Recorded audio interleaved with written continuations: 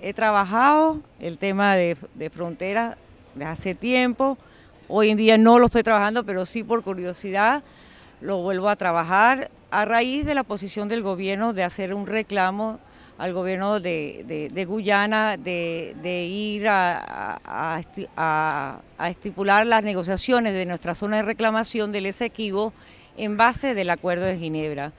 En primer lugar, vamos a ver los antecedentes de ese Acuerdo de Ginebra. ¿En qué consistía qué pasó antes de ese Acuerdo de Ginebra firmado en el año 66 en Venezuela? En finales del siglo XIX, Venezuela acuerda con Inglaterra, pues nuestra frontera era con Inglaterra, a llegar a un acuerdo diferendo sobre las fronteras terrestres de la zona del Esequibo. En el siglo XIX, Inglaterra había encomendado a un geógrafo alemán determinar cuáles eran las fronteras que separaba a la Guyana inglesa con Venezuela. Esos mapas elaborados por Schönberg, era un geógrafo alemán, inclusive fueron mucho más allá a lo que determinaba las fronteras nuestras de la Capitanía General de Venezuela de 1810. Por las diferencias que hubo, inclusive la invasión a territorio venezolano de militares, de colonos ingleses en la zona de reclamación, Venezuela rompe relaciones en el año 1886 y luego en las negociaciones llegan que vamos a resolver el laudo, vamos a resolver el problema a través de un arbitraje. Ese arbitraje se celebra en 1899, se conoce como el Laudo de París. 2 años antes se había acordado que esa iba a ser la forma de resolución de conflictos entre las dos partes por la zona de reclamación. Ese Laudo de París, celebrado en 1899, Venezuela no tuvo una representación directa. Fueron a través de 2 juristas norteamericanos por el lado de Venezuela, con ese laudo que 2 años antes decidieron las partes, y 2 juristas ingleses más un tercer juez, que era un juez supuestamente imparcial, el juez ruso Martens, en el cual debería decidir las posiciones presentadas por ambas partes.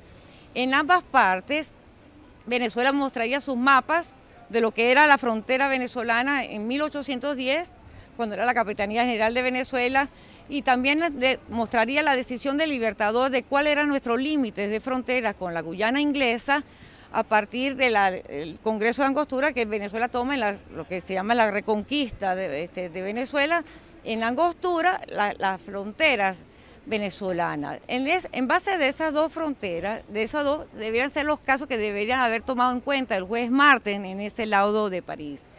Resulta que no fue así.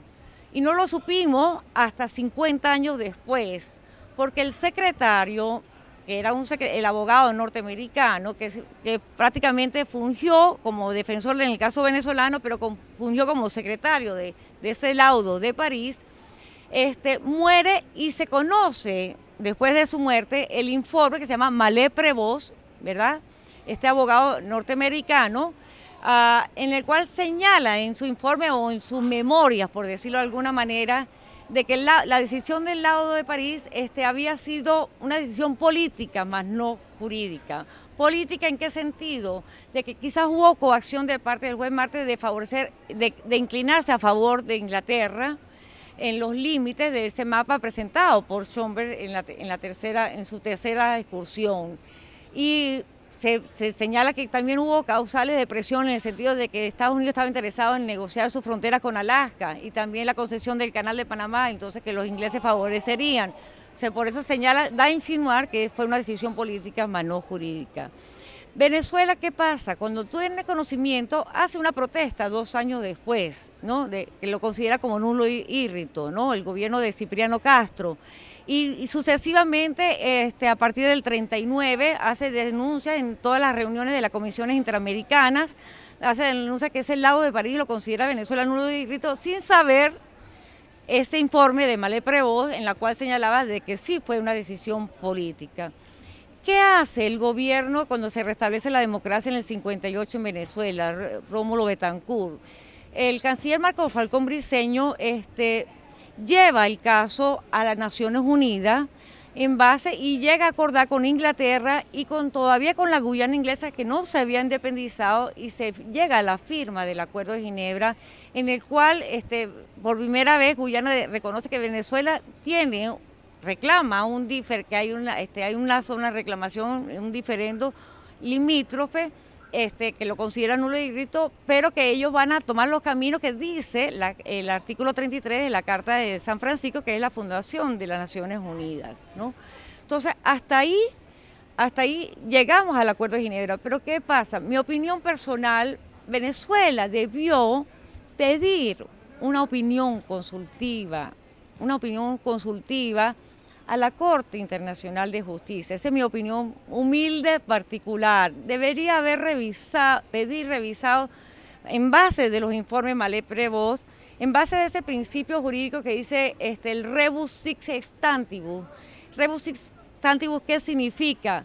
Cuando uno tiene conocimiento de que el resultado del tratado no era lo previsto, revisar ese tratado, que fue una decisión supuestamente jurídica, y pedir la opinión de la Corte si esa decisión fue jurídica o política en base de ese informe. Pero Venezuela no lo hizo. Venezuela recurrió en la vía quizás democrática, pacífica, lo que dice los modos de resolución de conflicto o de diferencia del artículo 33 de la Carta de San Francisco.